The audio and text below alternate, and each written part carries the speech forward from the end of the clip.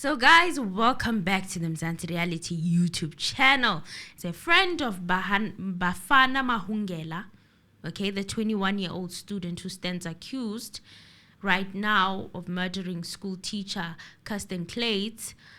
Mahungela's friend, who preferred to remain anonymous, said that they were shocked when they found out Mahungela was allegedly involved in something of this nature. They were friends at Steelcrest High School in Middelburg from grade 8 to matric. So Bafana was always a daydreamer. Okay, grade 8. No, it's not 6 years. Grade 8. Grade 6 is 6 years. Grade 8, 4 years. Yeah. 4 years. They knew each other for 4 years, going to the same school. So Bafana, he said, was always a daydreamer. He would just stare off into space. They said he played rugby and enjoyed watching animations like anime. Anime is those cartoons that are sort of kind of made so that adults can also watch them. I don't know whether you know them, Mr. Anonymous. He was funny, but some people didn't always get his humor. The friend said that most of Mahungela's former school friends couldn't believe what was happening. He said our peers and people from the school who knew him are all speaking about the case. Some are divided on what they think of his actions. Some believe there's no way he could have done these things. They are saying he did. But others think he could have because he could be impulsive. Now, when asked what they meant by impulsive, the friend said Mahungela would say a serious thing out of the blue, but make it a joke, using his arrogant smirk to get a shock out of his audience. And I think we've been seeing that a lot with how he speaks in that box. And he said, I've been watching some of his testimony, and the way he speaks with that arrogant smirk, it's just the way he is. He has always had that. And I thought this would not be a good thing for him, as people will think he's trying to be funny on the stand, when in truth he has always acted like that. He said, I hope this is not true. Whatever is going on with Bafana, I hope it is not true. I'm not saying he's guilty or innocent, but as a friend, I pray this is not true. Mahungela's multiple social media accounts also showed him smoking a hookah pipe, posing with friends and anime characters. One post from 2016 on an account that bears his name and a photo of a younger-looking Mahungela revealed some questionable memes. One of the memes, he says, to get a girl to go home with you, you should use your looks, your money, and if that doesn't work, then chloroform. For those who might not know, chloroform is that thing that you see in the movies that they use when they kidnap somebody and they put it with a cloth. It's a chemical they put on a cloth, and then they're like this, and then the person becomes unconscious. So his friend doesn't believe that this is a red flag. However, as this was his impulsive style of behavior, the fact that he posted this when he was 14 years old is extremely shocking to me. Okay, perhaps this was dark humor for him. And if you count in July in 2016 when he posted this, he was only 14. Why would he want to post something like this unless if he found it amusing and if he did not see anything wrong with it? I get it that he was a child, but giving a substance of this sort to someone is as good as really forcing things, isn't it? It is. So there are two things that there's something that I also noticed. He was. I wonder what was his type when it comes to women. Okay. Yeah. Yeah, I wonder. Maybe because he was studying with certain people, did it develop more for those people? And perhaps now we are in this situation. It is something to ponder on. And obviously here in Court of Public Opinion, we are just raising questions, and it's a thought. It's not that if that was the case, then we perceive him more different. We classify him more different, because it does happen that when you associate with certain people, you end up developing more love for them than your own people. He played rugby in high school.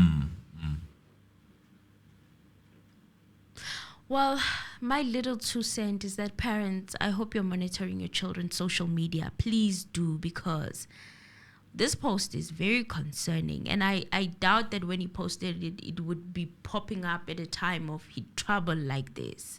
Yes. He's arrested now for a horrendous crime, and it's difficult to make a conclusion, yes, but posts like these are also not helping his situation. No. This is really a matter of concern. In fact, most of us don't know what to believe. Now, also, when I saw this, I thought of the Bill Cosby and the Spanish fly jokes.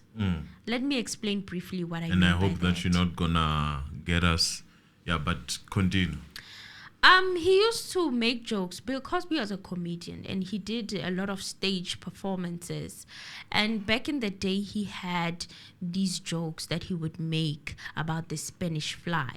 And he would say that he would put the substance in the lady's drink and then take them home and do what he did. And of course, now Bill Cosby, we all know where he is. He's in jail, okay? And yes, Bafana was kind of exonerated on the charges of forcing himself on Kirsten because for now, yes. So it just took me there. It just took me there. Sometimes you are humor. There's some truth in humor. Eh? Yeah. Yeah. You've got to believe it when you see it. You've got to believe it. And this friend of theirs, and I don't know what they were hoping to achieve, Mr. Anonymous. But I think it was an honest interview that seemed to defend, but obviously it did more. It is for me doing more harm than doing that, but you can hear from the emphasis that he's making in terms of he does not believe that is him. He did it, but it did not help some of us who are how we are. Because now it sounds like he was describing a psychopath, especially when he said he's impulsive. Impulsivity is one of the signs of a psychopath. And by the way, I'm not diagnosing him.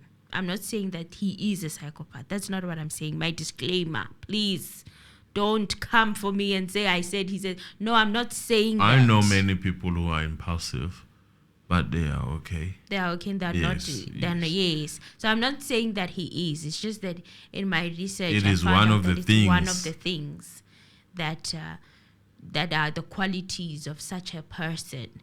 But I do not understand Emily with that issue of impulsive, and I'll submit otherwise. Okay, submit. I have seen people who have like big brains. When I say big brains, I mean you are smart people. Yeah. Who do these things actually enjoy taunting people, not being able to find the truth. Are they impulsive?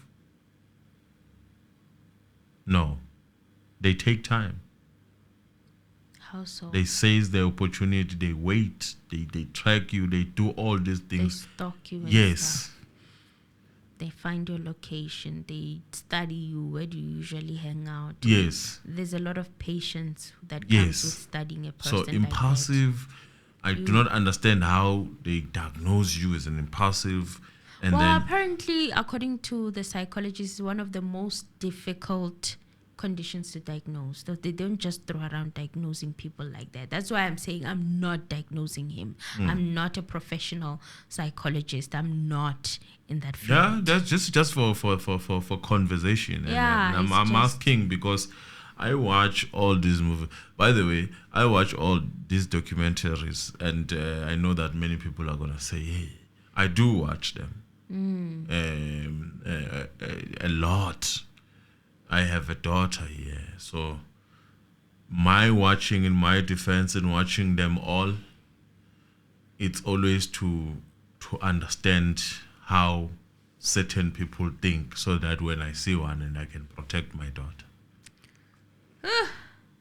Yeah, the world we live in. So another sign that I saw was a lack of empathy, and in my opinion, the whole laughing That I situation. can agree with. But then the friend is saying that that's who he is, so I'm gonna let it go for now because the friend is saying that's how he is. That's how he usually is. That is not laughing. I don't know. It does look like that. I know people who, when they are angry, they laugh. Yes.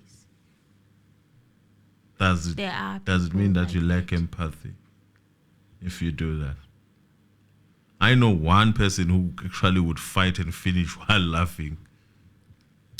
Empathy for me is walking in someone's shoes, is feeling for a person, you know?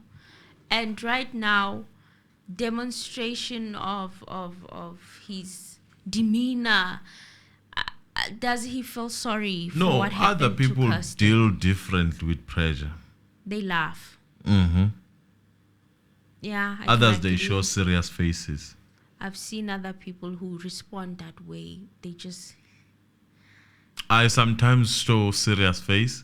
I sometimes laugh. So even that is out of the window. Look, I've never been a fan of psychological diagnosis. Because you feel like they're off. I just feel it's just a useless. I'm sorry for those who studied it. I feel it's useless. Okay, other signs are lack of guilt, a lack of remorse, lack of remorse. I wouldn't hold him accountable for all those things. You wouldn't? No. Okay, that's a close of the conversation. Let's wrap it up. Thank you, guys.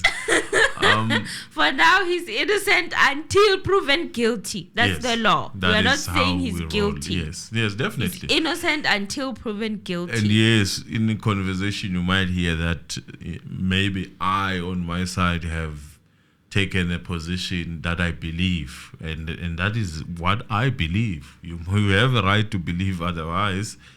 You will hear that as we deliberate the others that are to come. But all I'm trying to say is that we are open-minded, and we do allow a certain conviction to come in, and we take that position. And by the way, I was expecting him not to get bail, in my honest opinion. So was I. I was expecting him not to get bail, and I hear other people, they were expecting him to get bail based on the arguments that the defense that defense argued very nicely in trying to rubbish everything that was said, but he did not account for dispositioning those the evidence. He did not account for things that mattered. Yeah, there was no accountability there. And do you think they're going to win with the appeal? They might win. We've seen it before. No, they're not going to win. With an appeal? No. Why do you think so? Because still they are not going to be able to counter what happened when this guy was disguising himself, moving out of the place, taking someone's clothes, which is evidence. And he also didn't explain how come he was wearing sports gear for a pajama party if he was from a pajama party. Yes. And wear the clothes if he changed. He rocked up at the pajama party in sports gear. That doesn't make sense. And the guy also did not report himself. It's not like he handed himself up. Yeah, it would have helped if he handed. Yes, it would have definitely helped for his bail if he handed himself in. And there's nothing that is pending outside that needs to be done urgently.